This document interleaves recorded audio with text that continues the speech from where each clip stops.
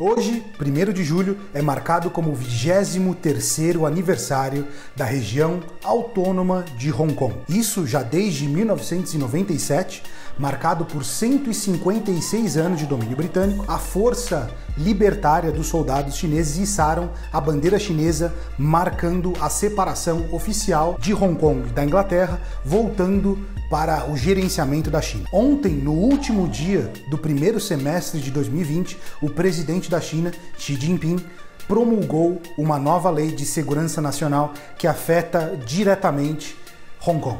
Primeiro, para reforçar, se você não está a par disso, Hong Kong e Taiwan fazem parte administrativamente da China, ou seja, pertencem à China, mas eles não são considerados um país. É uma situação bem peculiar que só existe praticamente na China, onde se você sai da China para Hong Kong, você precisa sim apresentar o seu passaporte. Você precisaria de vistos diferentes entre Hong Kong e China. Então imagina só, os dois são o mesmo país, só que ao mesmo tempo têm moedas diferentes. O regime político de um país é diferente do outro. Então por isso que quando você trata Hong Kong, você tem que falar que é uma região administrativa especial. Ou em inglês é uma sigla chamada SAR, S-A-R. Essa lei basicamente é um desfecho já de mais de um ano de protestos que vem acontecido pelos hongkoneses.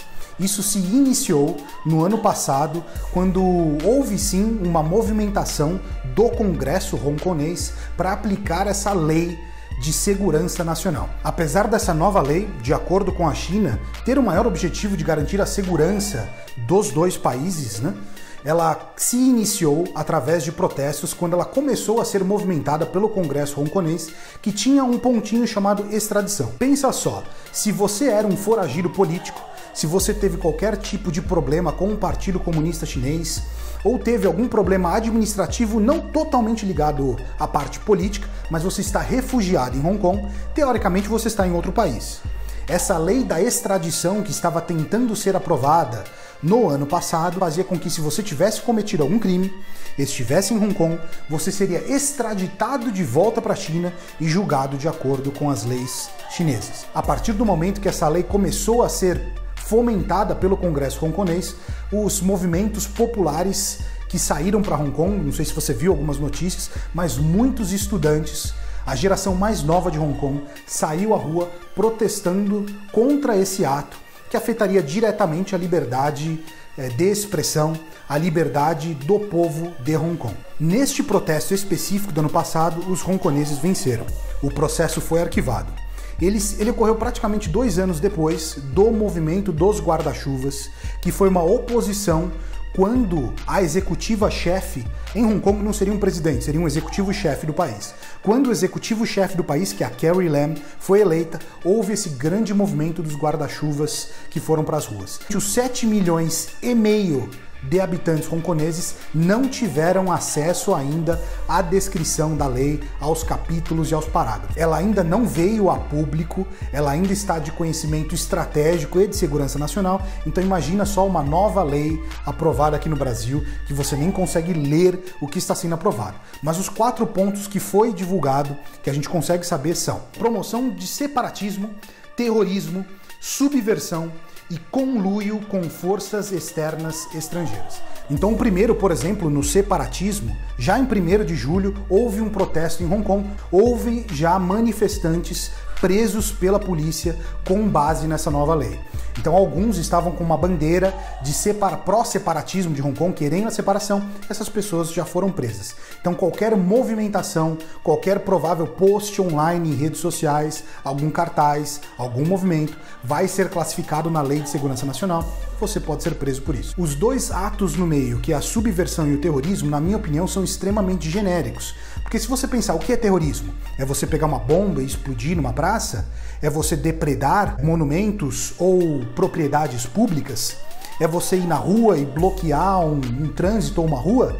É você segurar um cartaz com algumas pessoas e alguns amigos? Então não há uma descrição clara do que é terrorismo e de subversão. Isso faz com que, se a China queira prender ou extraditar alguém, ela vai conseguir construir facilmente algum ato ou algum fato que classifique aí esse prisioneiro político ou esse foragido político para que ele seja extraditado de volta para a China. E o último ponto que está claro e aberto nessa lei é o conluio com forças estrangeiras.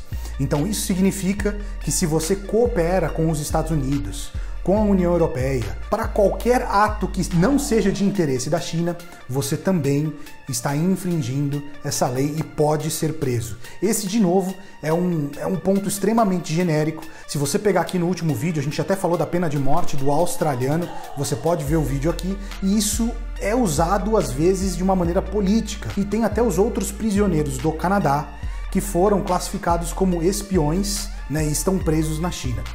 Então não dá para saber que tipo de relacionamento você tem com forças estrangeiras que vai fazer com que você seja preso por descumprir esta lei. É interessante que você vai ver repercussões totalmente diferentes das mídias, se uma mídia é pró-Partido Comunista Chinês ou se é uma mídia anti-Partido Comunista Chinês.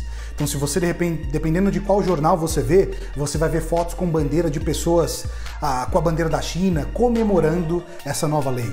E se você pegar outros jornais que são pró-democracia de Hong Kong, você vai ver os estudantes clamando que não concordam com essa lei. Então ela divertiu bastante, não dá pra gente saber daqui o que é a maioria, né? Quem prefere o quê? Eu, particularmente, acho que a maioria, sim, são os hongkoneses pró-separatismo de Hong Kong, vamos falar assim. Mas a mídia sempre vai mostrar o lado que existem apoiadores desta união entre China e Hong Kong. A repercussão mundial foi muito negativa. Então, os Estados Unidos se declararam contra essa lei, a União Europeia também falou que essa lei é muito grave e até um porta-voz do Japão se posicionou contra isso, que esta nova lei se manifesta contra a liberdade de Hong Kong. A própria China já declarou e afirmou que vai sim usar muitas retaliações caso os Estados Unidos também façam uma mistura, classificando aquelas mesmas restrições comerciais que eles aplicaram para a China em Hong Kong. Não sei se você lembra, mas vários produtos chineses, quando vão para os Estados Unidos, têm uma sobretaxa. E agora, Hong Kong, que estava fora, pode ser incluído nesse desacordo comercial, dificultando mais ainda alguns produtos chineses indo para o mercado americano. Bom, os próximos passos agora para concluir, eles são incertos. Existem muitas pessoas que são a favor de Hong Kong, como vários países que já se declararam, como muitos outros que são a favor dessa lei da unificação da China. Eu acredito que isso vai afetar sim, os estudantes devem ir com menos frequência para a rua, principalmente pelo medo de ser preso, até o clareamento melhor das regras do que você pode fazer ou não.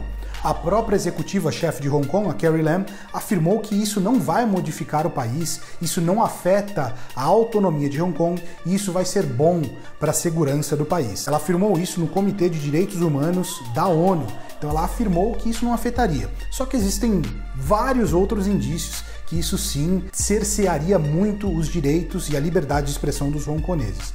Eu acho que é interessante até trazer para a nossa realidade do Brasil nesse próprio inquérito das fake news e dos atos democráticos. Tem muita gente a favor e muita gente contra. Tem vários argumentos a favor e vários argumentos contra. Vale também lembrar que apesar desses porta-vozes terem se manifestado contra essa lei, a maioria dos presidentes dos próprios países não vão se manifestar totalmente contra, porque eles dependem fortemente das relações comerciais entre China e esses países. Mas é isso, eu quero saber a sua opinião.